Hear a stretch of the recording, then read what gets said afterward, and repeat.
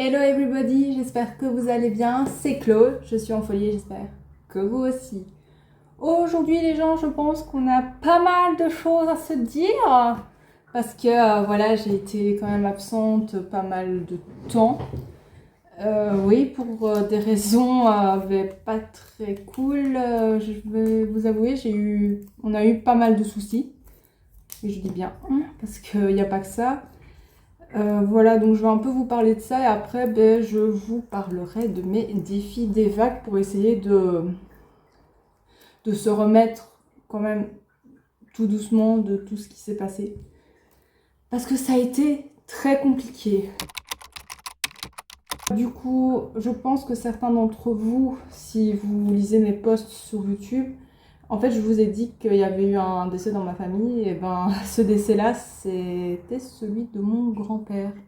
Mon grand-père, en fait, il est décédé 2 semaines après notre mariage de façon très choquante, en fait. Tellement choquante que j'ai été en état de choc et que j'ai développé un zona. Ouais, voilà, d'où le fait que j'ai pas fait de vidéo parce que j'avais des boutons et j'étais pas bien et j'avais tout le côté droit ici qui était coincé. Et même mes nerfs, enfin bref, c'était l'horreur. Il y a eu ça, après on a eu un petit répit et tout ça, on est parti fêter nos premiers mois de mariage à Lille.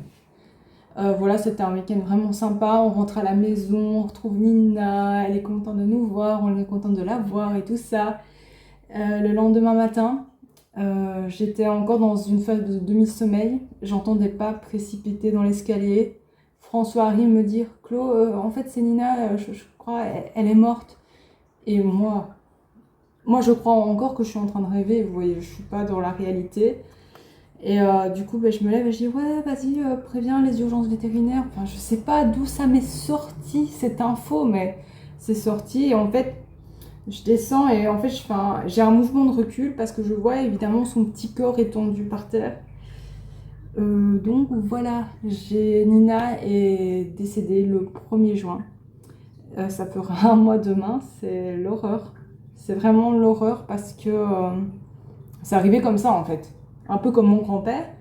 Et c'est dur à gérer, même encore maintenant, je vous avoue, c'est pas simple. Voilà, et après ça, j'ai eu des gros soucis de santé, mais en fait, je vais vous dire, ça, c'est au point où je me suis évanouie dans la salle de bain. Je suis allée aux urgences. Et on ne regarde pas si je me suis cogné la tête, rien du tout. Moi, je ne le sais pas, puisque je vous l'ai dit, je me suis évanouie, j'ai perdu connaissance. Donc, voilà, de façon assez bizarre. Et bref, il n'y a personne qui s'inquiète de ça. On s'inquiète plutôt de mes pertes de sang qui sont un peu trop abondantes. Voilà. Et depuis lors, en fait, je fais des chutes de tension tout le temps, tous les jours, je suis en chute de tension et ça me fatigue, si vous saviez. Une chose importante que je vous ai pas dit, c'est que donc Nina, elle est décédée. Du coup, en fait, la maison, elle s'est remplie de silence. L'ambiance, elle était plus pareille, il y avait plus grand chose. Du coup, on a adopté un chat et on l'a peut-être fait un peu trop vite. Donc Freya, c'est un chat qui a été retrouvé errant, qu'on a adopté dans un refuge, qui est très très bien d'ailleurs, hein, le refuge des animaux à Feluy. Franchement, vous êtes impeccable. Et voilà, on l'a adopté. Ça n'a pas été facile d'apprendre à l'aimer. En fait, ça n'a pas été facile pour nous et je pense que pour elle c'est encore un peu difficile, mais bon, c'est un chat donc c'est un peu normal, mais tout doucement hein, on arrive à vivre des beaux moments avec elle. Donc voilà, c'est triste, c'est l'horreur. Voilà, surtout qu'aujourd'hui on fait nos 2 mois de mariage, donc nos noces de rosée. C'est pour ça que je suis maquillée, parce que je vais faire une petite surprise à François. Mais en gros, je vais remettre ma robe de mariée de la cérémonie civile pour lui faire la petite surprise. Voilà, je vais l'attendre comme ça et tout ça. Et là, j'ai fait de la mousse au chocolat maison, comme ça, on aura un petit dessert sympathique. Surtout que là, il travaille alors qu'il fait hyper chaud, ça se voit, je pense, que je dégouline. Il fait trop chaud, les gens. je n'en peux plus, on n'a pas encore investi dans un ventilateur, quelle idée. Donc voilà, j'espère que fêter ces noces de rosée, ben justement, ça va un peu éloigner toute cette période qui a été très compliquée, surtout que là, on arrive en juillet. On va partir en voyage de danse en Italie, les gens. J'ai trop hâte, mais je n'ai rien à me mettre, mais c'est pas possible. En fait, je vous explique, il faut absolument que je m'achète des t-shirts. Mais vraiment, parce que je n'en ai plus. J'ai peut-être un ou deux que j'aime encore bien mettre, dans lequel je me sens bien dedans. Mais il y en a un parmi les deux où je transpire comme pas possible à cause de du tissu qui n'est pas qualitatif, voyez-vous. Donc, ouais, il faut que je me rachète des t-shirts, j'ai même pas de top un peu décoré, vous voyez, très, très élégant. Moi, j'ai envie d'avoir un truc un peu chic et tout ça, classique et tout, de revenir un peu aux bases, surtout. Mais je n'ai plus rien. Donc, par rapport à tout ce que je viens de vous dire, je dois vous avouer que pour le défi des vagues, au départ, ben, j'avais pas envie d'en faire, clairement. Mais l'objectif des défis des vagues de cette année, c'est vraiment de gérer mon stress et d'un peu me reconnecter à moi-même, à ce qui me fait du bien. Et tout ça est vraiment être dans quelque chose de très positif, très posé, aussi très calme. J'ai envie de dire, parce que ces temps-ci, j'ai l'impression que je suis pas calme du tout, que ce soit dans ma tête ou dans la vie en général. Là, par exemple, je me suis mis à peindre, mais c'est parce qu'en fait, sinon, je fais rien de mes journées. Donc voilà, j'en ai un peu ras-le-bol de rien faire de mes journées, voyez-vous. Donc, pour les défis des vagues, ben, le premier, je vous l'ai dit, c'est se reconnecter à soi. Donc, j'ai mis deux, trois petites choses à faire. Par exemple, du journaling. Ça, je pense que c'est ce qui me fait le plus de bien. Et c'est ce que j'ai fait quand mon grand-père est mort, quand Nina est morte. Ben oui, effectivement, j'ai quand même j'ai pas mal écrit. Ça m'a fait beaucoup de bien. C'est évidemment faire du pilate. Je ressens vraiment le besoin de faire du pilate, les gens, parce que j'ai des douleurs articulaires à cause de la chaleur et tout, je n'en peux plus. Les podcasts, ça franchement, maintenant il faut choisir les bons podcasts, hein, franchement. Et moi, ce que j'écoute souvent, c'est Matcha Talk. Et ben, c'est à peu près tout en fait. C'est à peu près tout. Ouais, Matcha Talk. Ouais, j'écoute souvent ça. Je trouve que Princesse Lily, elle est tellement rafraîchissante, j'aime trop. Et évidemment, faire et écouter de la musique et danser. Danser comme ça, en fait, pas forcément faire des chorés ou quoi, mais juste danser, mettre une musique et aller hop, pump it up et voilà. Donc, évidemment, deuxième chose, c'est bien de profiter de la vie, surtout de notre voyage de noces, parce qu'il va se passer pas mal de choses. Déjà, je vais aller voir le concert d'Andrea Bocelli au Teatro del Silenzio à l'Ajatico, avec ma maman, vous imaginez, mais c'est incroyable. Donc, il y a ça, et puis, ben, voilà, c'est notre voyage de noces avec François. En plus, on a pris un petit hôtel, on va avoir un petit déj, enfin, ça va être génial, et il faut que je profite parce que j'adore l'Italie. Je pense que vous le savez, je suis une fanat de l'Italie. Non, mais je pourrais mourir pour partir en Italie, vraiment, je pourrais tuer les gens. Non, c'est pas vrai, hein. C'est pas vrai du tout. Enfin bref, voilà. Il y a reprendre le bullet journal. Ça, c'est un conseil que m'a donné ma psychologue. Parce que c'est vrai que le planeur que j'utilise maintenant de chez Action, qui est très bien, qui est très complet, ça c'est clair, hein, je ne dis pas le contraire. Mais le souci, c'est vrai que au niveau des habit trackers, c'est déjà préfabriqué, j'ai envie de vous dire. Et franchement, j'aime pas du tout. Parce que du coup, en fait, ça me met dans un cadre que je n'ai pas forcément envie de suivre. Et moi, je préfère être libre de choisir ce que je veux faire, ce qui est important pour moi, ce qui doit être important pour ma santé et tout ça. Et là, je suis un peu...